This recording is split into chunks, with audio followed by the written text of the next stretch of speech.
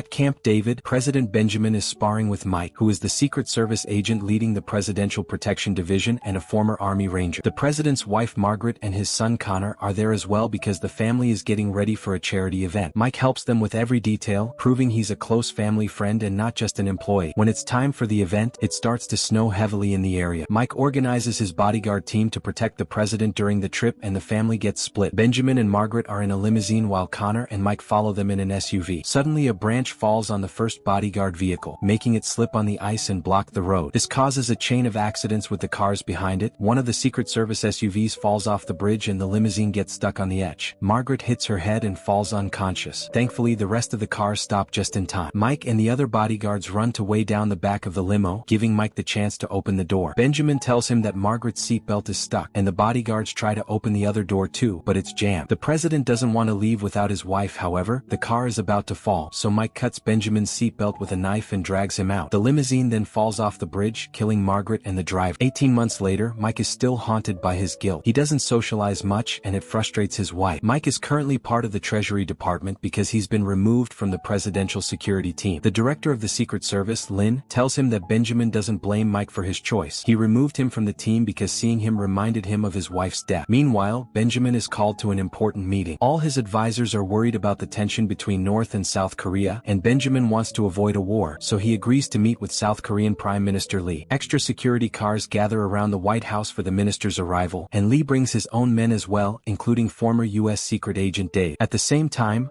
a large gunship is found near North Virginia and 2 fighter jets surround it to ask it to land. The gunship responds by shooting at both jets, causing them to crash on civilian houses. Then the gunship starts making its way to Washington, D.C., and soon the alarm is raised in the White House. Benjamin and Lee are taken to the bunker while visitors and staff are escorted out of the building. All guards get armed and run to their positions as turrets appear on the roof. Soon the gunship reaches the city and opens fire, killing thousands of civilians. Cops and soldiers try to fire back from the ground, but they get shot down as well. At the office, Mike watches everything through the window until his building gets evacuated. When the turrets open fire, the gunship uses a special defense mechanism that blocks every attack. On the streets, cars are exploding and people are panicking. Instead of running, Mike stays back to help civilians escape. Then the gunship flies above the White House and shoots every visible guard to death in just a few seconds. At that moment, an American jet arrives and shoots a missile strong enough to go through the gunship's defenses. The gunship is hit and catches on fire, slowly going down and hitting the Washington Monument before crashing on the ground. The monument breaks and falls down in big pieces, also killing civilians nearby. For a moment, it appears to be over, and Mike approaches the White House to check the damage. Suddenly, a bus blows up and causes the cars nearby to explode too. All the curious bystanders run away in panic, but Mike notices 2 suspicious Korean men approaching the gate. He manages to shoot one down, but the other one activates a bunch of explosives. The resulting explosion creates a gap in the gate. Then a group of North Korean terrorists that came undercover with Lee's arrival reveals themselves and start shooting gas grenades at the White House's front yard. Using rocket launchers, they cause several more explosions and bring down the front security so they can storm in. A fight ensues between the Secret Service and the terrorists, with both sides losing more and more people by the second. Even the dogs are released and get shot down as well. Mike joins the fight and kills as many Koreans as he can as they continue to advance. Suddenly, a sniper appears to kill cops from afar with perfect precision. However, Mike sees her and shoots her in the head. The Pentagon sends military reinforcements, and when they hear about it in the bunker, Dave reveals he's a traitor. He starts killing his former co-workers, and Lee's men join him since they're terrorists too. A fight ensues, but it's clear the Koreans have the upper hand and quickly kill most of the president's staff. Benjamin is punched and choked by Kong, the leader of the terrorist group. Outside, 2 trucks carrying more terrorists arrive, followed by the cops. In the middle of the chaos, Mike sneaks around and makes it to the entrance, only to watch an old friend die. Suddenly, all the Koreans lie down, and Mike sees it as a sign to hide. Unfortunately, the other agents aren't as fast, so when the trucks open their doors and the gunners open fire, most of the agents and the cops are shot down pretty fast. The few survivors go back inside and close the doors, but the Koreans blow it up with another missile. Mike runs inside as well and has to watch how 2 fellow agents are killed right in front of him. With no time for grief, Mike rushes to hide before the Koreans come inside to take over the building. They even bring another truck with plenty of weapons for the job. In the bunker, a Korean hacker takes over the computers and initiates the external lockdown. Gunfights happen in multiple corridors as the terrorists check every room and every corner to kill all the guards until there are none left. At the Pentagon, they lose contact with Secret Service and realize that the White House has been taken. Moments later, the military is surrounding the building, but they can't find a way in because of the lockdown. lockdown. Reporters appear in the area too, spreading the news and worrying the whole country. Suddenly, the Pentagon gets a video call from the White House bunker, and they watch in shock how Lee is killed on the screen. Then the terrorists threaten to kill Benjamin too as Kong demands the soldiers to stand down. So at the Pentagon,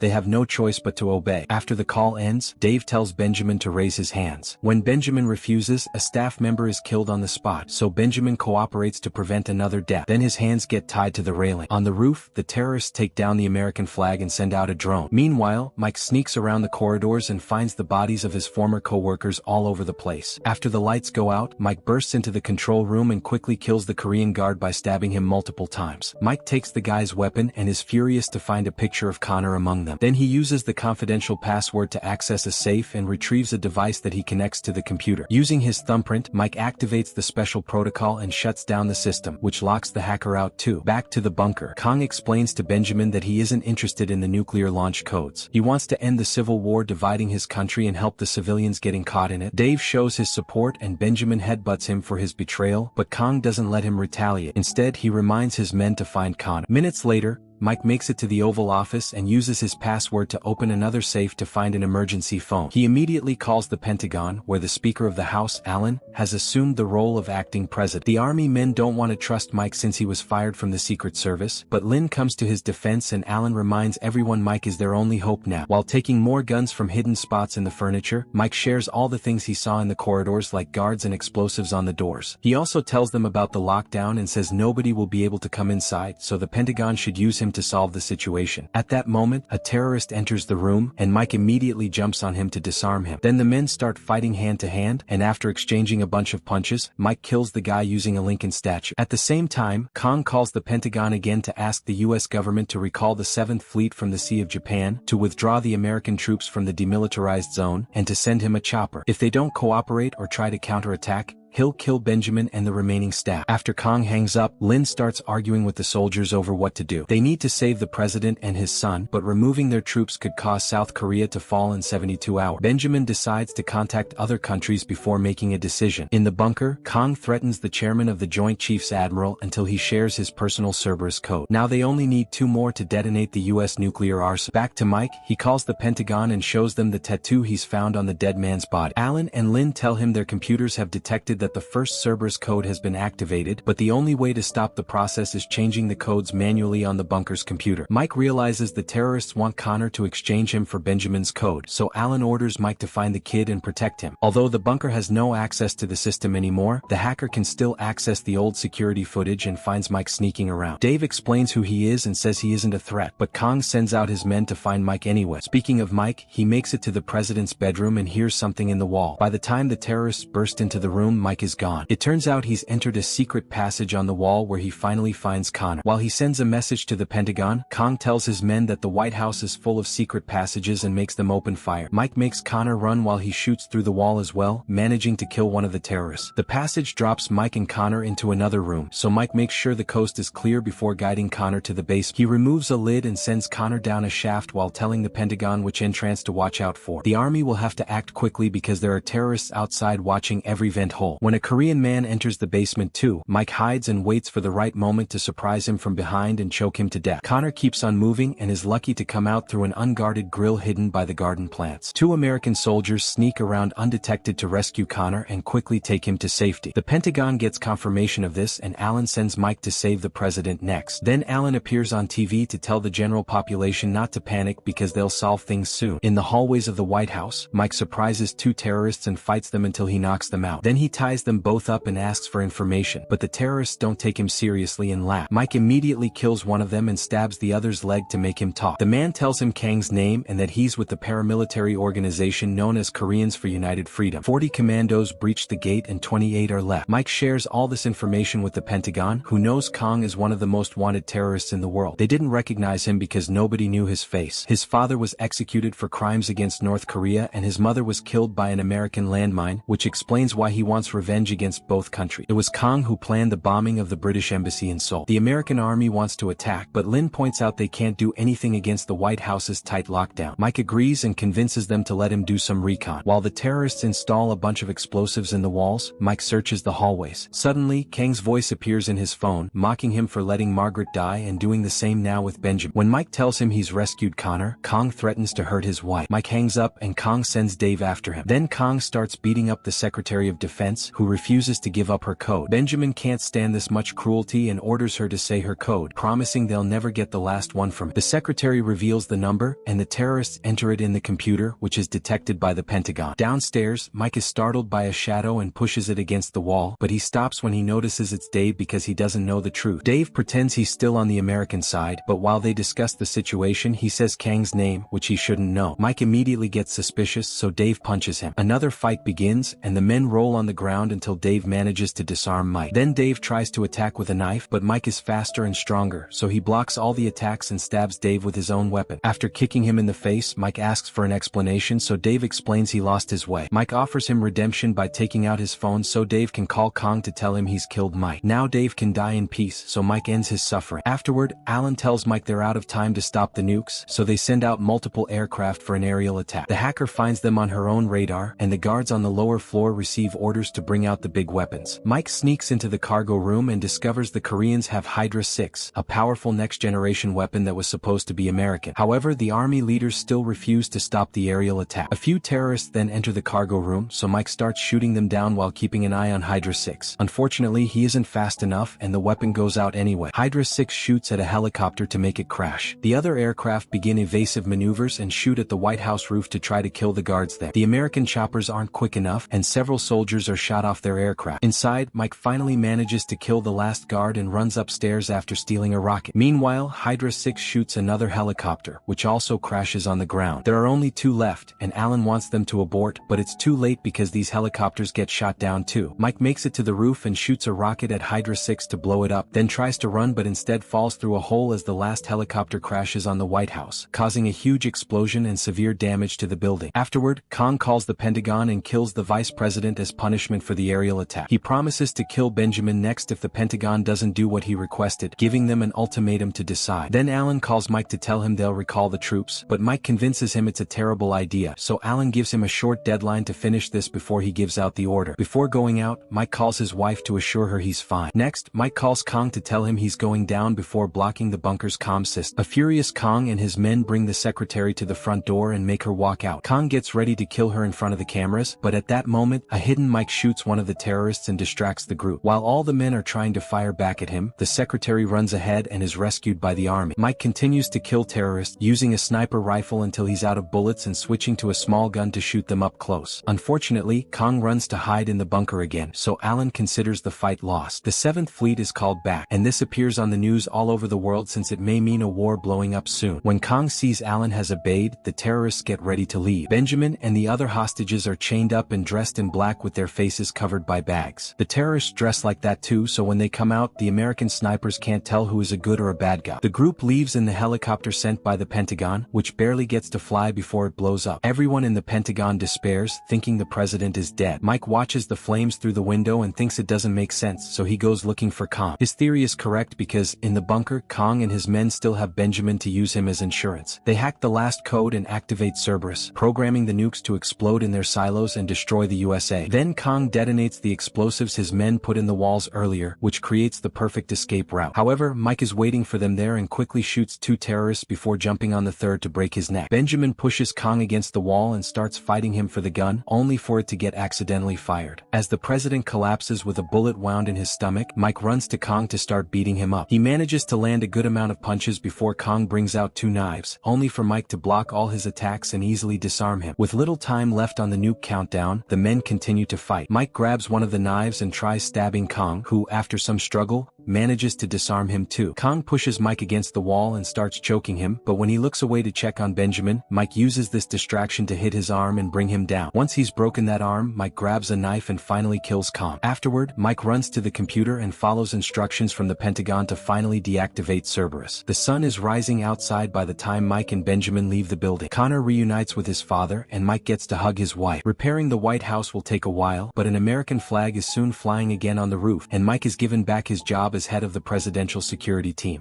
Subscribe to Universal Recaps and turn on notifications for regular updates. Give a thumbs up if you like our content.